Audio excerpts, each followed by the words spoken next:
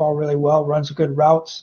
And I think he's just getting more comfortable off with the offense. A lot like a lot of these young guys. Yes, Mike Zimmer praising the newest star receiver in the NFL, Justin Jefferson, who went off for 7 catches, 175 yards. And we have more where that came from in terms of Justin Jefferson praise and some interesting statistical nuggets as part of our nerd football segment of the week today. On Purple Daily, Phil Mackey, Judd Zulgad, Declan Goff is producing. And you can find 7-day-a-week Vikings content on your either podcast feed, Apple, Spotify, scorenorth.com, Purple Daily, or youtube.com/Purple Daily Podcast. A quick shout out before we dive into breaking news here. Federated Mutual Insurance Company has been helping business owners for over 100 years in the state of Minnesota. Based in Owatonna, they quite simply are one of us. Yes, they are Minnesotan. And you can follow them on Twitter, actually, at Federated INS for great content pertaining to your business on all aspects of business protection. When you partner with Federated, you get more than just a policy. You benefit from that 100+ years of experience in making businesses as successful as they can be. Federatedinsurance.com to find a full list of resources and to find your local marketing representative. And remember, at Federated, it's our business to protect yours.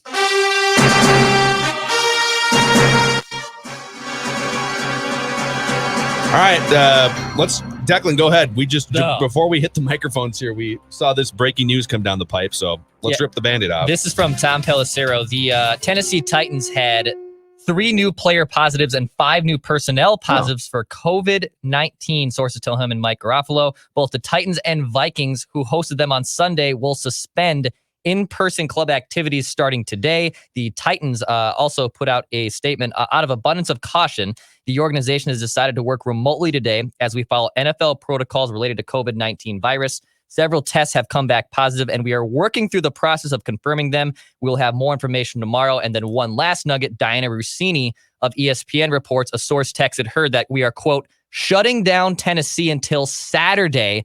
That means no Titans coaches or players can be in the building. Now, how this relates to the Vikings, we're still figuring out. A lot of this is very fluid and changing. But yeah, COVID has hit the Titans, and the Vikings are also shutting things down as abundance of caution. So can I just say, all right, if you're in the tank for Trevor or fail for Fields camp, if the Vikings had to, I don't know, miss a chunk of like 5 games or something because of a COVID outbreak and didn't get to make those games back up, then I think winning percentage would, I don't think they're going to, if you miss a couple games, like you're not going to make them up in January. The playoffs got to go, baby.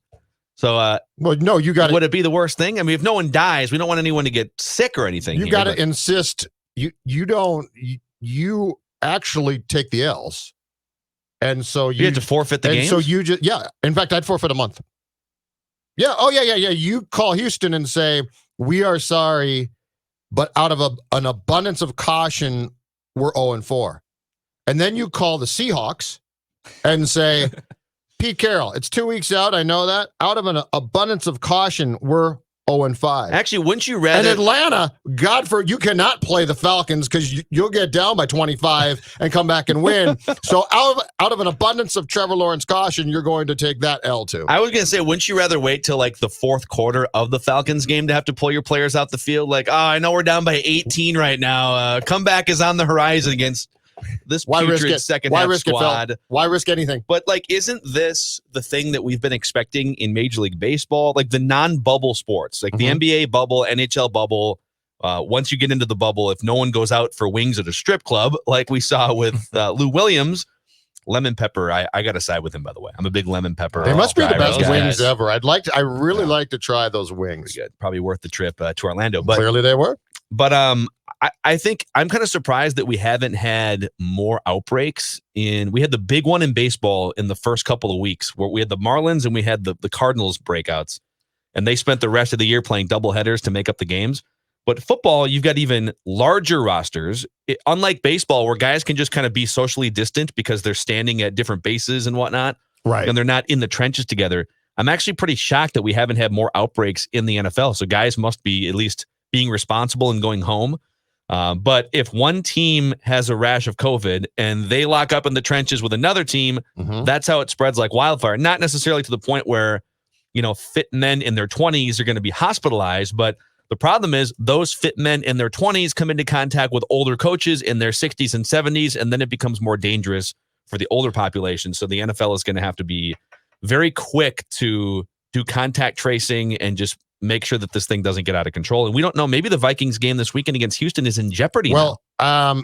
My guess is this. If they have positive tests, it'll be in jeopardy. But I think the testing now has become quick enough. And keep in mind, too, if this is going to happen, today is the perfect day because players are all off. So you can actually now go test them. Yeah. And that doesn't mean that they'll practice for sure on Wednesday, but I think it means that there is a chance that they could. But if they have no positive tests, I would guess that by Thursday, if you're the Vikings, you could probably resume practices. Now, the Titans are probably out for the week, but I've been waiting for this too. And I did think, so I thought it was a little bit odd that the Falcons had a player test positive. I think the positive test came back on Saturday before their game against the Bears.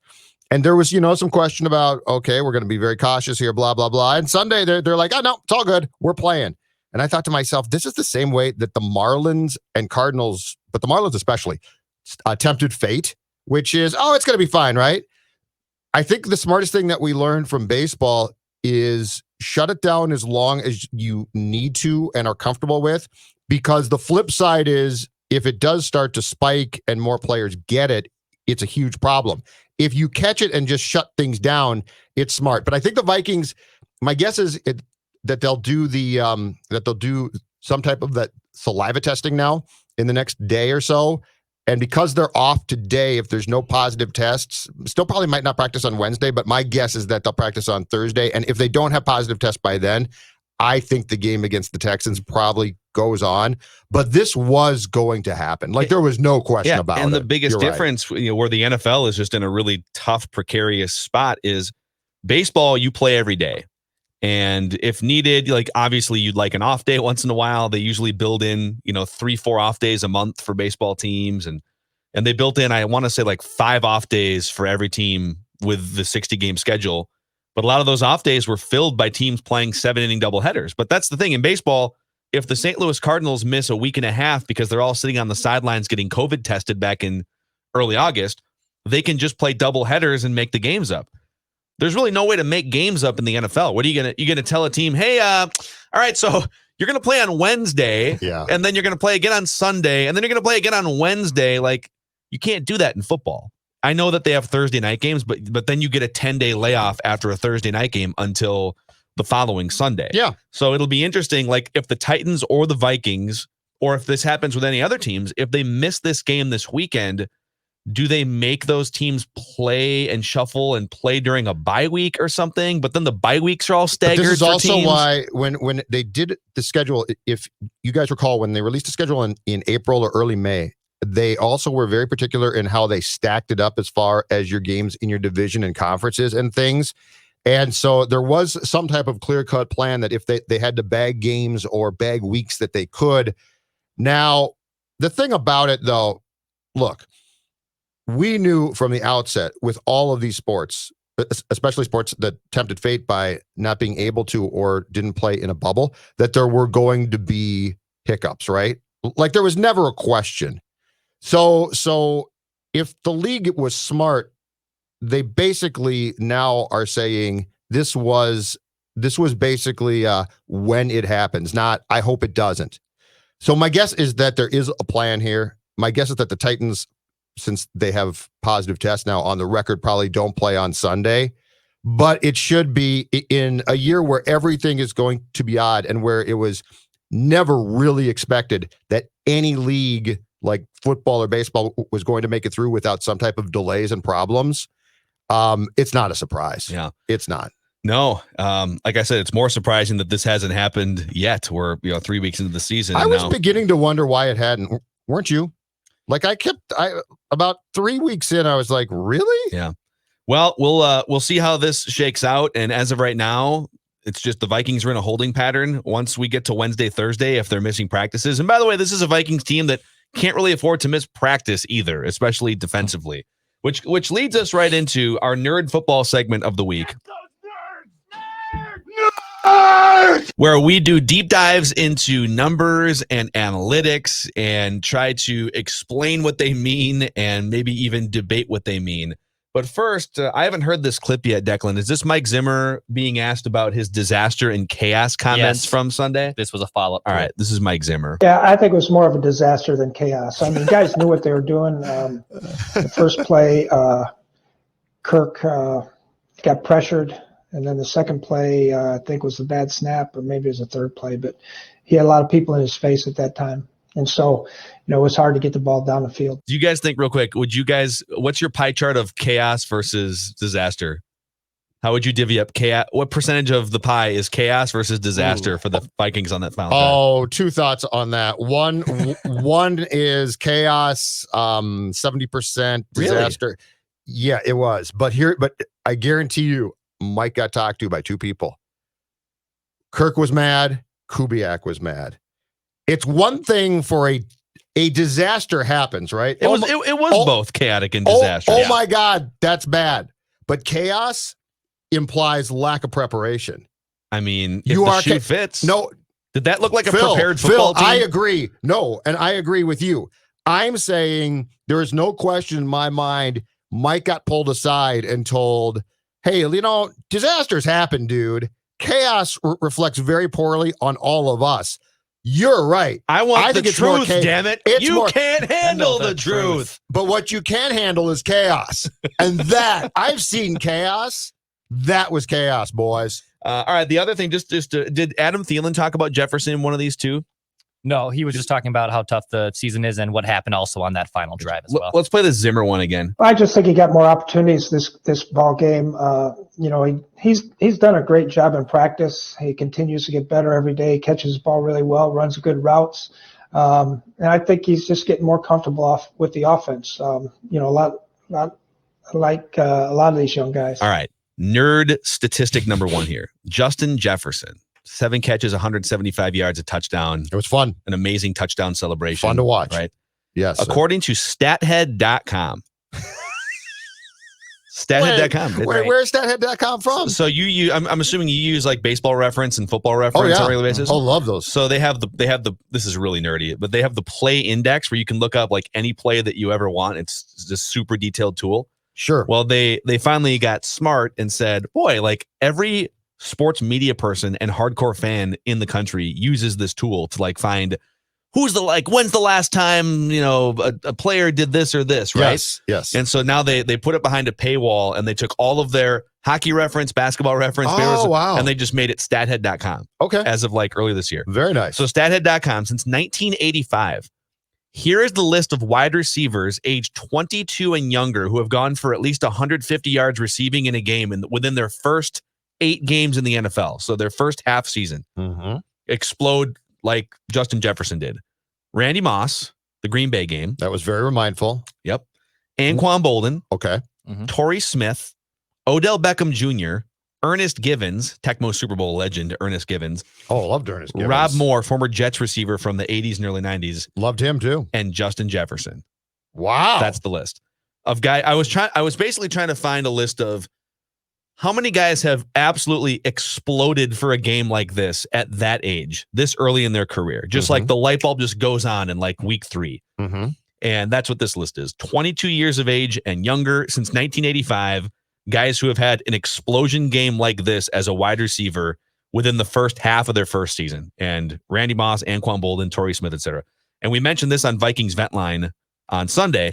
Laquan Treadwell's first 2 seasons in the NFL. His first 2 seasons, he combined for 215 total yards. So my question to you guys is, how does the emergence of Justin Jefferson, despite the 0-3 start and despite the team maybe being wiped out by COVID here, we'll see, how does the emergence of Justin Jefferson change your view of the Vikings going forward this season and beyond?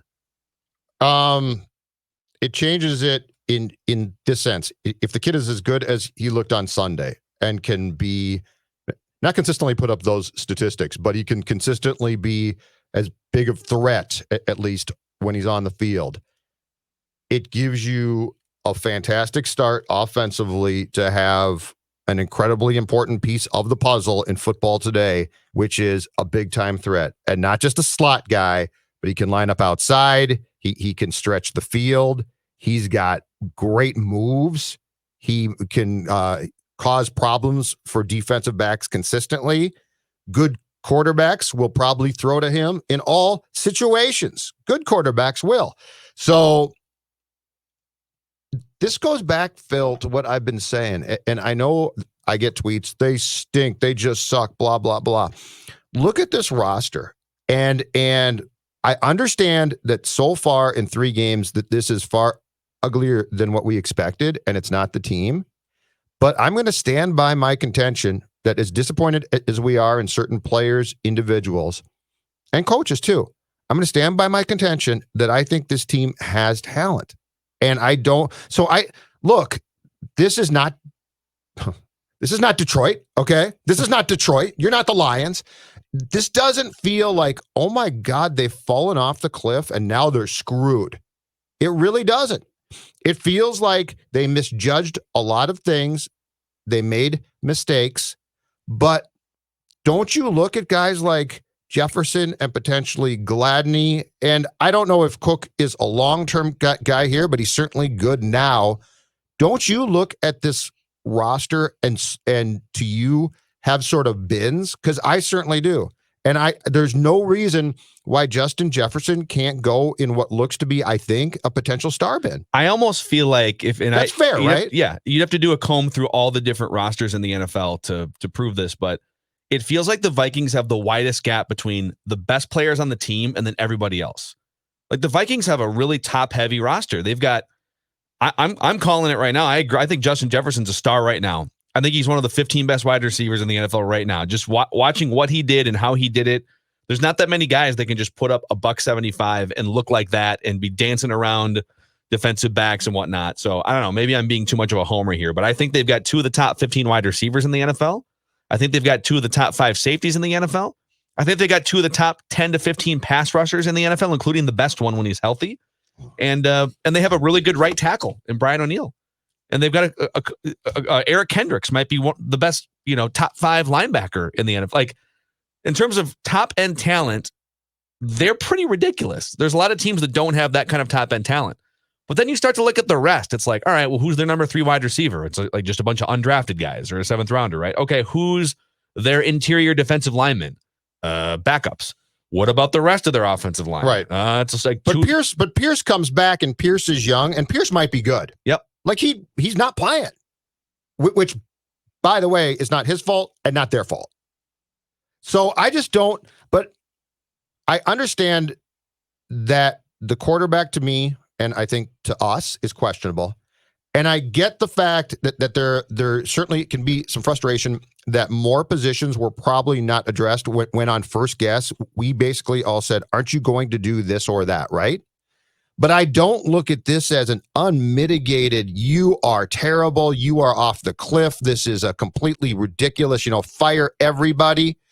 I will say this, though, to your point, there's a very interesting discussion, if this continues to play out like I think it's going to. There's a very interesting discussion to be had with us and both internally with the Vikings about which of the players that we're talking about are in it for the long haul. So if this team becomes a championship type team, who's here for that? Because Harrison Smith is not, I don't think. I think Anthony Harris is gone after this year. So I think the safeties are gone. But to what you're saying, Jefferson here, right? O'Neill almost certainly here. And I do think he's good. Cook potentially, I'm not sure. Kendricks, I think. So it is going to be, there's going to be, I think, a core group of players who are going to come out on the other end of this time period who could play very, very important roles in hopefully what could be a team that could make a deep playoff run. Yeah. Declan, your thoughts now that you've seen Justin Jefferson's breakout game, how does his presence and emergence impact your impression of the Vikings? Well, it's important that I think that he had a big game like that just because we knew it was going to be a little bit maybe of a slow cook, and I didn't want people to assume that he was going to instantly be Stephon Diggs, and we knew that was kind of going to be like a committee that was going to replace Stephon Diggs.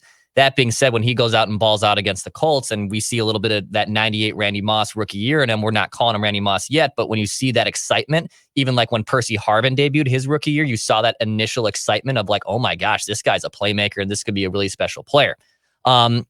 I'm excited that Justin Jefferson has emerged and clearly is going to help things out and make things easier in the offense. I don't know if it necessarily changes how I view the Vikings being able to turn things around this season. However, as you said, there's so many playmakers on this team that it adds more to the frustration level of why can't this team be better when you have basically depth at almost every major position outside of offensive line. Like all the tools are there, and can you craft something out of it? So awesome that Justin Jefferson has emerged, but I think to me, it's a little bit more frustrating that the Vikings haven't been able to put it all together and get some wins. I think if I was a Vikings fan and I sat down and thought about the totality of what is going on with this team, this might be pushing it. I'm thrilled. And here's why. This team's good a lot of times. And it's good enough to make the playoffs, and it's good enough to be not embarrassing and representative, and it's just not good enough to make championship runs consistently, right? To me, if you sort of just back up and calm down, think about this one. You are seeing pieces of the puzzle that could be extremely important, or should be actually, not could be, that should be extremely important in, let's say, 2 years, 3 years. You're seeing those in a time period where your team might record-wise stink. That's going to net you a high draft pick. Mm-hmm. The one thing that you have failed to address, and I will say this, some of this is your fault, some of this is very bad luck, is the quarterback position. If you can address that in the proper way with the right draft pick, think about the potential for putting up with, let's say, one really bad record. It feels a little bit like the San Antonio Spurs in the late 90s when they were very, very good for a long stretch, but not championship good.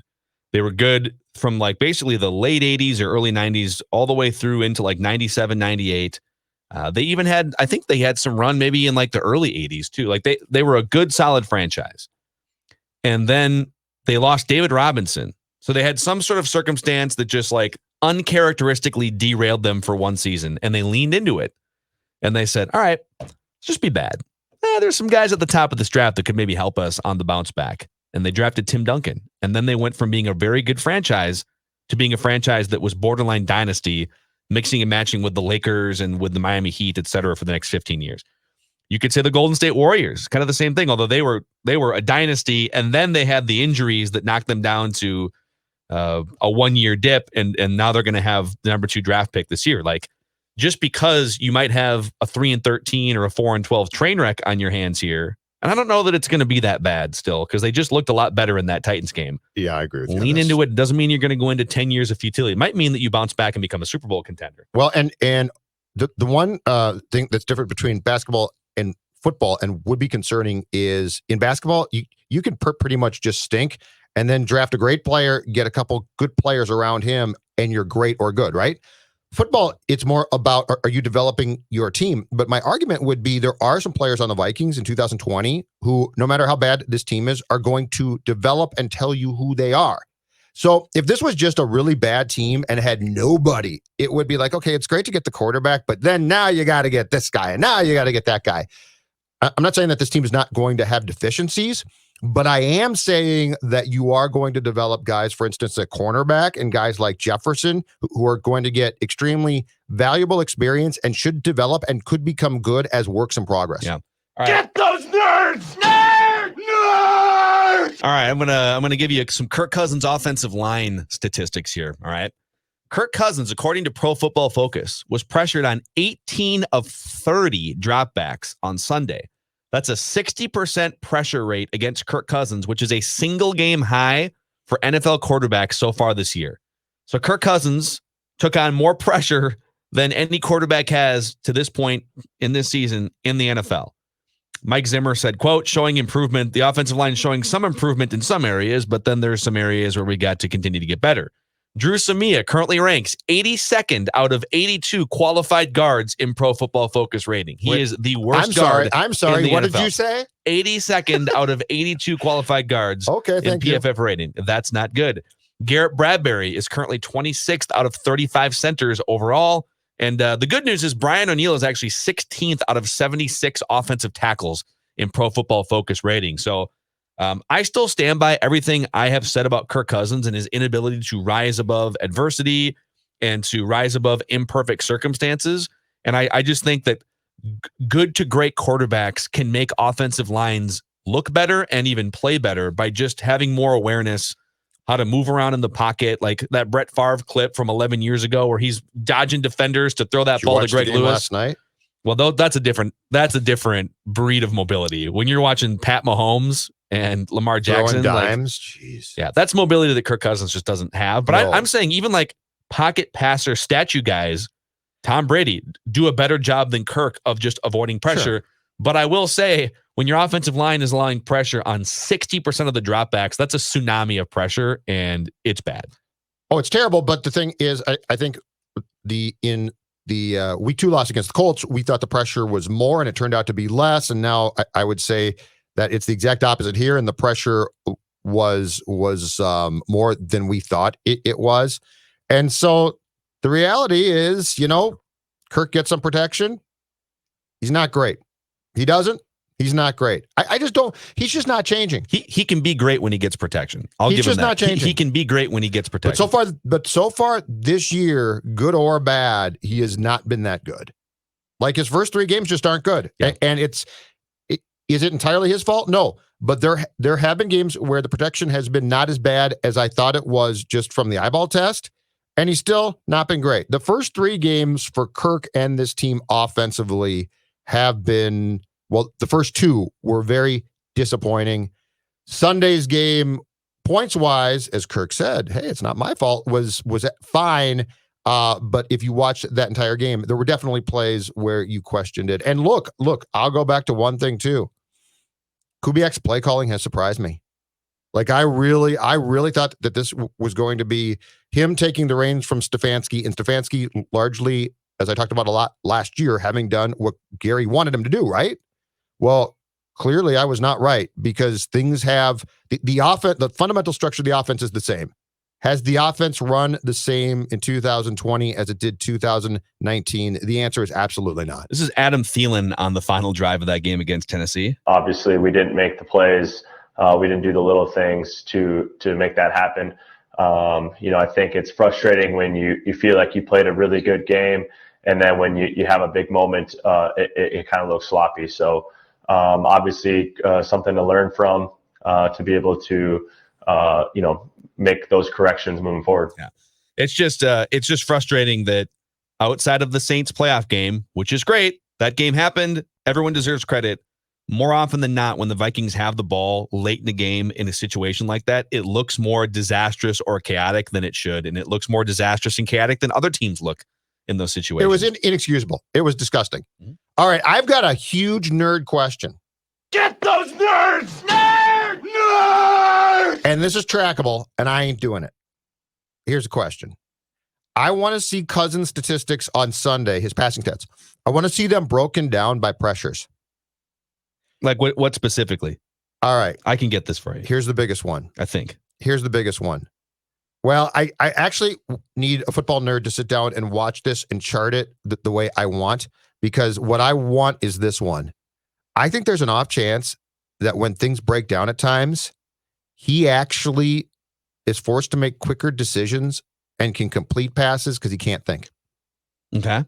So you're trying to prove that he... So I'm saying Justin Jefferson might be the greatest I'm screwed guy to throw to on this team because of the athletic ability and the ability to adjust on his routes, which I think he did a couple of times, okay? Sure.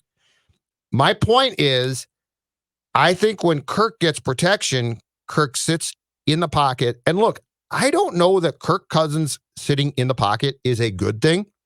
So I would love to see the breakdown of pressures on Cousins on his throws to see exactly how bad he is when pressured. Because I think sometimes when the ball has to get out and things break down quicker than he wants, he might make some throws. The only thing I can get you here, all right? I mean, this is a huge nerd assignment. Professor Mackey here. There's 35 qualified quarterbacks in the league so far. Thank you. That have at least played, 50 snaps or whatever. So out of 35 qualified quarterbacks, Kirk Cousins ranks 21st in passer rating when pressured, according to Pro Football Focus. Okay. which is not very good. Now, let me go back to last year here. Yeah. Just to get you a full sample here. Well, and Professor Mackey, I guess I'm curious, Professor Mackey, about the JJ effect. And the JJ effect being? The JJ effect being he's on the field, he's a target. Cousins, here comes the pressure. Boom, I can get him the ball. Okay. Because I do think he forces, I think if we were to track nerd-wise again, force passes to Thielen, I don't think it's very good. So 2019 regular season Kirk Cousins, all right, again, we had 38 qualified quarterbacks. When pressured, Kirk Cousins was 7th in NFL passer rating. Okay. So that might be getting more to your point. Why am I here? I should be working for a team. Get those nerds! I should be helping. You know what I am? Analytics translator. You know who is number 1 and number 2? Give me the numbers. I'll tell you what to do with them. Number 1 and number 2, Drew Brees and Ryan Tannehill. 2 guys who aren't the most mobile quarterbacks, especially Drew Brees. So Boom. I think this goes to show, and Kirk Cousins being 7th, that just because there's pressure, look, the NFL teams are drafting for pressure. Like teams are actively trying to put pressure on. There's going to be pressure. You're going to be running for your life. You still have to perform and complete passes, and it's just harder when you're not mobile. I've got one more for you guys here on the defensive side of the ball. You're doing great work, by the way. God's work on stats. Thank you. All right, defensive stats that stand out here. Holton Hill, according to Pro Football Focus, ranks 108th out of 114 qualified corners. Jeff Gladney is 95th. I'll also add, an NFL perfect passer rating is 158.3. That's a perfect passer rating, 158.3. Okay. When opposing quarterbacks throw at Cam Dantzler so far, only one game, but when they throw at Cam Dantzler, their passer rating is 154.5. When they throw at Mike Hughes, it's 144.9. When they throw at Gladney and Holton Hill, it's 121. So just in case you're wondering whether the Vikings secondary is turning every quarterback into the next coming of 2007 or whatever, did Tom not Brady. look that great for much of the game on Sunday. I didn't think. I will say this, from the eye test in the first 3 weeks, I feel like if there was a cornerback tree of trust, my tree of trust would start at the bottom would be right now for me, Holton Hill. I would agree with that. Like just from the eye test. Also, like not the stats, just the eye test. In terms of just being a trustworthy person, like he's let the team down a couple times, like the suspension, like I think there's a reliability factor there that he has not proven on or off the field. Fair. And, he's going to keep getting chances because the Vikings are banged up and they don't have any experienced players out there. Well, good thing Xavier Rhodes is the number 1 graded corner through Pro Football Focus. How about that? 3 weeks, so we got that going for us. 2 picks on Sunday. One, I believe, returned for a touchdown. First one since 2016 when he did against the Cardinals. Is that right? Yes, that's amazing. What is going on here? I'm going to guess that he probably doesn't sustain that over the course of the season, but it's good to see Xavier Rhodes with some pep back in his step. I also saw a note that he's being asked to play more zone coverage with the Colts. So it basically buys him more time, or it's different for him. Smart. Well, that's your football nerd segment of the week. We'll see. As of right now, the Vikings are going to have to be working. It's Courtney Cronin reporting. They're going to have to be working remotely and away from the practice facility. That's okay. Feels like the first 3 weeks have been working largely remotely. Yeah. The secondary's been working remotely for sure through the first 3 weeks. We're going to need our cornerbacks to literally play off at home. Drew Samia, I can confirm, has been working remotely for the first 3 weeks of the season. Can the Vikings play the Texans on Sunday in Madden, and we can decide the game that way? Holton Hill, I hear, killer Madden player. Idea. I wouldn't hate it. I wouldn't either. I wouldn't hate it. All right, that's a wrap on this episode. What? Would Kirk still choke on Madden? What's his Madden rating? Well, not all Madden ratings are created equal. So no, but I'm saying as a Madden player. Oh, maybe. Like if you give Kirk, you'd have to look back. They look like me. I think they probably build that into his Madden rating. Yes. All right, that's a wrap on this episode of Purple Daily. Please click the subscribe button on our YouTube channel, youtube.com/Purple Daily Podcast. And give us a positive review on Apple Podcasts as well if you enjoyed the show. A 5-star rating and a positive review. And tell a friend that we're pumping out daily Vikings content here on Purple Daily. We'll see you guys tomorrow.